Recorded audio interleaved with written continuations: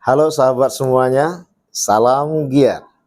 Berjumpa di channel Al.Andawi Andi. Jangan lupa klik tombol subscribe dan nyalakan loncengnya ya. Terima kasih. Oke, baik. Jadi kalau boleh Ustadz tahu, dari beragam masalah yang ada, bagaimana kamu membuat menjadi mudah di dalam melakukan penelitian tesis ini tanpa mengurangi kaedah tesisnya, yaitu mengungkapkan bagaimana. Kalau udah bagaimana, itu muatannya ada analisis. Karena mentesiskan pemikiran Syekh Ibnu Katsir dengan Syekh Quraisy Shihab. Gitu. Ya, dengan metode yang satu tahlili, tafsir tahlili, yang satu metode tafsir maudhu'i. Tapi yang menjadi fokus utama kamu adalah alam.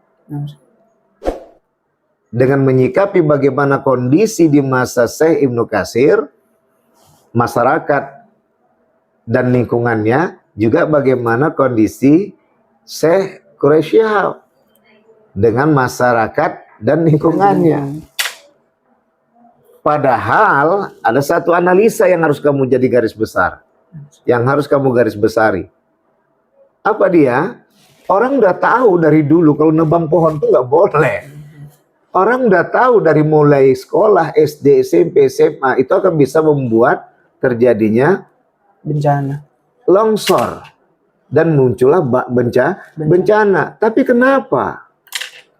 Ini analisamu. Bagaimana kamu mengkorelasikan pemikiran tafsir Syekh Ibnu Katsir dengan pemikiran tafsir Syekh Quraisy Shihab dalam tafsir Misbah. Bagaimana mengelaborasi keduanya dan bagaimana mengkomparasi keduanya.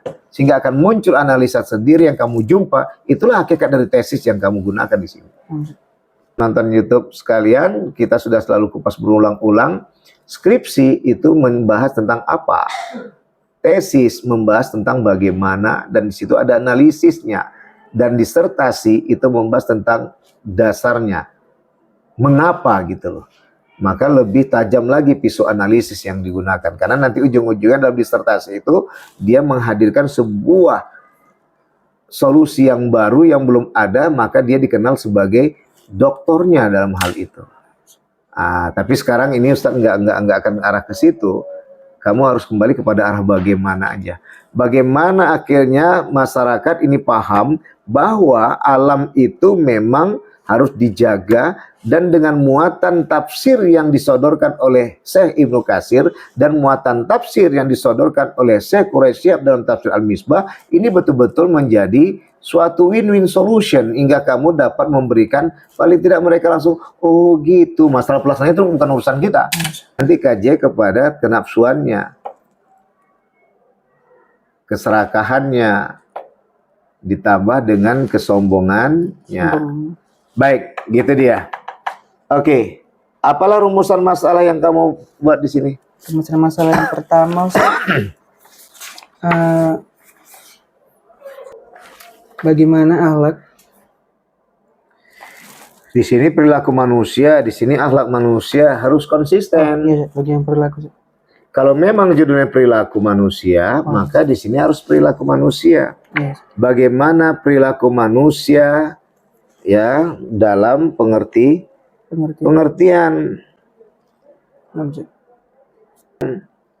Dan bagaimana alam dalam pengertian, itu yang harus pertama. Ada satu hal, Imam, yang harus kamu ketahui, dan juga penonton YouTube sekalian, bahwa sejatinya masalah yang sesungguhnya itu adalah judul. Dan konsenlah kepada judul itu. Sedangkan rumusan masalah adalah, menurut Sapria Andi, membantu untuk orang mengupas judul itu secara seksama dengan sistematis. Dan akhirnya orang dapat nikmat membacanya dan memahami solusi yang ditawarkan dalam tesis ini. Apakah itu tesis, apakah itu skripsi, apakah itu terutama disertasi. Dan paling utama sekarang kita berada di dunia tesis. Bisa dipahami? Paham, Cak.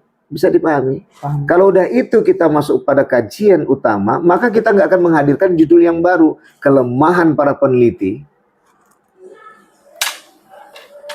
Dan bahkan peneliti itu sendiri gara-gara terpengaruh untuk menghadirkan rumusan masalah dengan pertanyaan yang wah, dia bergeser dengan tujuan utama kenapa dia membahas itu untuk jadi penelitiannya. Gitu loh, teman penonton YouTube sekalian. Ya, karena kajian sesungguhnya kita menyelesaikan masalah, bukan nambah masalah. Makanya tadi Ustadz ikat dengan inti masalah sesungguhnya adalah judul. Orang belum buka-buka yang lain loh, baru lihat koper imam loh. Iya. Bisa dipahami? Paham, Cak. Makanya metode yang Ustadz gunakan ini metode lama. Orang kan sekarang banyak berimprovisasi, berinovasi, hingga akhirnya fokus dengan wilayah rumusan masalah, lupa dengan judul. Terakhir kasihan si peneliti, bingung lagi yang mau dicari. Ujung-ujungnya tas siapa yang meneliti? Pembimbing atau peneliti? Kaedah yang menempatkan bahwa 80% itu pembimbing, 20% itu adalah bimbingan, itu di S1, skripsi. 40% itu adalah bimbingan, 60% itu adalah pembimbing, itu di S2. 60% itu di bimbingan, 40% itu pembimbing, itu adalah S2. Dan 80% adalah bimbingan, dan 20% adalah pembimbing, itu di S3. Namun kejadiannya adalah banyak kejadian yang kadang kita lupa. Ini yang mau dibimbingnya anak S1, atau anak S2, atau anak S3. Sehingga akhirnya si peneliti itu sendiri hambar untuk menyelesaikan penelitiannya. Paham maksud Ustaz? Paham, Cak. Sekarang kamu di mana nih? S2, Cak. S2. Jadi bagaimana kajiannya? Wilayah yang kamu punya 60%, 40% Ustaz ngarahkan. Ustaz kasih jalan. 60% itulah yang kamu kembalikan, kamu fokus kepada judul. Paham? Paham, Cak. Oke, cuman nanti bimbingan yang diberikan oleh para dosen, pembimbing, jadikanlah itu sebagai Acuan, Cak. acuan tambahan. Yang mempunyai hak prerogatif meneliti siapa? Kita. Cuman nanti bisa diluruskan kembali oleh pembimbing, gitu ya. Paham, Cak. Bisa dipahami? Paham, Cak. Nah, bagaimana metode Ustaz Sapriandi? Yang pertama, peganglah bahwa judul itu sebagai inti masalah yang difokuskan. Baru yang kedua, memudahkan untuk menjawab inti masalah, yaitu judul tadi, adalah diawali dengan kita menjelaskan variabel yang ada di sini. Ya, gitu dia.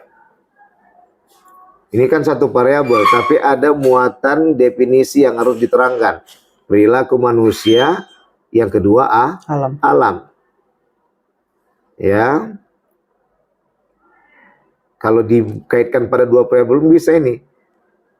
Semakin bagus perilaku manusia, maka semakin sejahtera alam semesta. Semakin buruk perilaku manusia, semakin rusak alam semesta. Tapi ini kan nggak ke situ kajian kita. Ya, makanya di bab 2 itu, alias rumusan masalah pertama, Ustaz selalu mengingatkan. Dan itulah yang membuat kamu semakin tajam pisau analisamu. Apa kata para ahli tentang perilaku, apa kata ahli tentang manusia, apa kata ahli tentang alam. Itu yang dibahas. Perilaku manusia dan alam dalam pengertian. Mentoknya masuk pada Quran pun bolehlah. Gitu loh. Tapi nanti ada solusi dari Ustadz. Itu yang pertama. Yang kedua, baru masuk bagaimana kondisi sosial dan lingkungan Syekh Ibnu Katsir dan Syekh Quraisy Shihab. Jadi kita bukan hanya menjelaskan yang nomor 2 itu di bab 3 nanti letaknya hanya almarhum Ibnu Katsir bernama lengkap ini, tanggal lahirnya ini, kotanya ini, kemudian meninggalnya di waktu ini, kemudian gurunya ini, muridnya ini. Itu sudah, tapi ada yang menarik di bab 3 ini, maka nggak bisa kita lepaskan. Kondisi sosial. Itulah yang akan mewarnai pemikiran dia yang berhubungan dengan alam dan perilaku manusia yang kamu hadirkan dan berada di dalam tafsir Ibnu Katsir, berada di dalam tafsir Al-Misbah. Bagaimana kondisi sosial dan lingkungan di masa Syekh Quraisy Shihab. Bisa dipahami? Paham, Ustaz. Barulah itu nanti imam yang akan memicumu untuk paham. Oh, tapi kamu nggak perlu menjelaskan tentang alamnya. Gambarkan aja kondisi sosial gimana. Dari mana itu bukunya tadi dapat? Kemarin ada pertanyaan dari adik kelasmu S1. Itu yang baru keluar semalam videonya. Wow. Ternyata hakikat penelitian adalah penyelesaian masalah. Kan gitu yang kemarin video yang baru keluar. Ya, di situ Ustaz jabarkan ketika dia bertanya, Ustaz gimana Ustaz ketika kita mendapatkan sedikit data dari buah pikiran As-Sa'di, Asy-Syaikh As-Sa'di. Ustaz katakan, siapa gurunya? Ada, banyak tulisannya, banyak. Pastilah murid tidak akan lari dengan pikiran seorang guru. Dan bukan berarti dia tidak berkreasi. Begitu ta'zimnya dia membesarkan gurunya, takrimnya dia memuliakan gurunya, tahrimnya dia menghormati gurunya, maka dia mengambil langkah tidak mau membuat inovasi dan pemikiran baru. Jadi apa yang dikeluarkan oleh gurunya sama dengan menjadi pikiran Dia sendiri. muridnya, yaitu Syekh Sa'di. Paham maksud Ustaz? Paham, Ustaz. Nah, inilah yang menjadi solusi di saat imam bila terdapat kesusahan mencari data tentang kondisi ini pemikirannya. Yes. Itu dalam pemikirannya. Nah, yang kedua, bagaimana untuk dapat kondisi sosial ya? Kan dia punya buku lain. Itu nanti menjadi sumber sekunder. Sumber primernya adalah tafsir Ibnu Katsir oleh Syekh Imam Ibnu Katsir. Sumber primer adalah tafsir Al-Misbah oleh Syekh Quraisy Shihab, sedangkan sumber sekundernya buku-buku mereka yang menceritakan bagaimana kondisi sosial saat itu dan kondisi lingkungan di saat itu. Begitu juga pada ayahanda Profesor Dr. Quraisy Shihab. Barulah masuk nanti yang keempat, buah pikiran mereka. Tapi itu tadi mau saya sumbangkan. Ketika masuklah pandangan mufasir tentang surat Ar-Rum. Quran surat Ar-Rum ayat 41. Di mana itu Ustaz? Menariknya itu di bagian A. Itu kalau dari Ustaz, nanti tanya lagi sama Ustaz Dr. Rehan. Kalau dari Ustaz itu kenapa? Itu nanti bisa kamu tetap Konsisten. Jadi nggak banyak kali berkumpul semua di bab 2. Bab 2 itu yang umum aja, bagaimana perilaku dalam kajian sosial, psikologi, bagaimana perilaku dalam kajian keislaman, kemudian bagaimana manusia dalam antropologi, kemudian bagaimana tadi alam dalam kajian kosmologi. Al-Qur'annya kapan? Boleh Al-Qur'an bagaimana berbicara tentang manusia, perilaku dan alam. Tapi ketika masalah tentang kandungan surat Ar-Rum ayat 41, itu nanti dimasukkan di bab 4. Di bab 4 itulah di bagian sub bab pertama yaitu A. Disitulah yang membahas tentang pandangan mufasir tentang Ar-Rum ayat 41. Baru setelah itu terundanglah tadi imam untuk bisa mengkomparasikan dengan fokus kepada Syekh Imam Ibnu Katsir dengan tafsir Ibnu Katsirnya dan ayahanda Profesor Quraisy Shihab dengan tafsir Al-Misbahnya. Jadi fokus kita tetap kepada dua mufasir tadi. Kenapa itu dibuat? Iya, karena kan manusia terlalu pada lupa dan salah. Karena nanti bisa jadi judul baru kita bahas di bab 4. Tuh kelemahan yang Ustaz lihat. Nggak ada sesuatu yang baru, kata kawan-kawan yang lain. Karena kita sibuk dengan sesuatu yang baru, lupa pada sesuatu yang utama, yaitu judul. Bisa dipahami? Paham, Ustaz. Oke, ada lagi pertanyaan? Tadi Ustaz bertanya, sekarang Ustaz menunggu pertanyaan Imam. Pertanyaannya, Ustaz, mungkin boleh nggak, Ustaz, sumber bukunya itu dia nggak fisik, Ustaz, tapi non fisik. Kayak dari dari Link. e-book gitu Ustaz, dari link-link gitu Ustaz. Seyogyanya harus fisik. Fisik. Kenapa? Jangan nanti menambah masalah lagi. Izin, tidak semua orang bisa memahami cara menggunakan e-book. Maka Ustadz tetap mengkombinasikan tradisi lama dengan tradisi saat ini. Maka ada istilah lagi yang sekarang ada hard copy, ada soft copy. Nah, jadi bagaimana kalau memang nggak kamu jumpa di perpustakaan manapun, kan hitung-hitungan jadi perpustakaan pribadi imam. Iya. Nggak rugi loh, Mam. Iya. Itu akan menjadi sejarah loh. Iya. Rugi kita kalau hanya ke e-book saja. Yang kedua, e-book tadi tidak semuanya memberikan kapasitas kualitas penerbitan. Yang kita inginkan adalah kualitas pemahaman dari tafsir yang maksimal. Maka kita carilah mana yang tafsir betul-betul mumpuni untuk bisa kita jadikan acuan sumber primernya. Nah, bila memang tak jumpa lagi di e-book itu memang diakui, printkan. Bisa dipahami? Paham, Ustaz.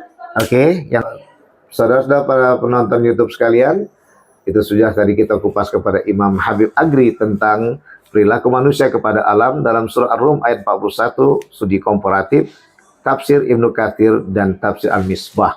Sampai jumpa di video berikutnya. Jangan lupa klik subscribe dan tekan loncengnya ya, dan like-nya. Salam giat. Wassalamualaikum warahmatullahi wabarakatuh. Waalaikumsalam.